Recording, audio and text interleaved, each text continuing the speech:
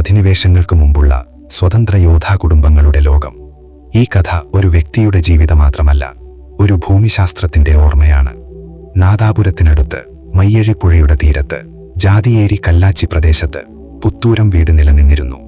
പാട്ടുകളിൽ പുത്തൂരം പാടമെന്നും കണ്ണച്ചം പറമ്പെന്നും വിളിക്കപ്പെട്ട സ്ഥലം.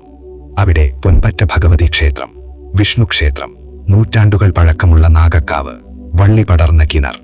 ഇന്നും ആ മണ്ണിൽ പാട്ടുകളുടെ അനുരണം നിലനിൽക്കുന്നു. കാലക്രമത്തിൽ പുത്തൂരം വീട് പള്ളിയത്ത് വീട് എന്ന പേരിലേക്ക് മാറി. വംശജർ പള്ളിയത്താൻ എന്ന സ്ഥാനപ്പേർ സ്വീകരിച്ചു. പള്ളിയത്താന്മാർ കോഴിക്കോട് ജില്ലയിലെ കിഴക്കൻ വടക്ക് കിഴക്കൻ ഉയർന്ന പ്രദേശങ്ങളിലെ പ്രധാന നാടുവാഴികളായി ഉയർന്നു. വളയം, ജാതിയേരി, വിലങ്ങാട് അവരുടെ അധികാര പരിധിയിൽ ഉൾപ്പെട്ടു. കടത്തനാടിന്റെ കിഴക്കൻ അധിരങ്ങളിൽ നിന്ന് വയനാട് വനപ്രദേശങ്ങളിലേക്കും അവരുടെ സ്വാധീനം വ്യാപിച്ചു. ഈ പ്രദേശങ്ങൾ സ്വതന്ത്ര തീയ നാടുവാഴികളുടെ സ്വഭാവമുള്ളവയായിരുന്നു. ഭരണം, ഭൂമി നിയന്ത്രണം, കളരി പാരമ്പര്യം, സമൂഹ സംരക്ഷണം ഇവയിൽ സ്വയം ഭരണാധികാരം നിലനിർത്തിയ ഒരു സാമൂഹിക ഘടന. കടത്തനാട് നൂറുകണക്കിന് തീയച്ചേകവർ കുടുംബങ്ങളുടെ കേന്ദ്രമായിരുന്നു. കളരി ഗുരുക്കന്മാർ, എലൈറ്റ് യോദ്ധാക്കൾ, പ്രാദേശിക ഭരണഘടനയിൽ സജീവ പങ്കാളികൾ.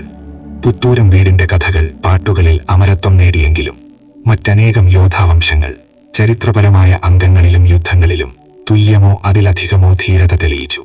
ഉണ്ണിയാർച്ച ഒരു വ്യക്തിയല്ല, അവൾ ധൈര്യത്തിന്റെ പ്രതീകം, കഴിവിന്റെ പ്രതീകം, കുടുംബ വിശ്വസ്തതയുടെ പ്രതീകം.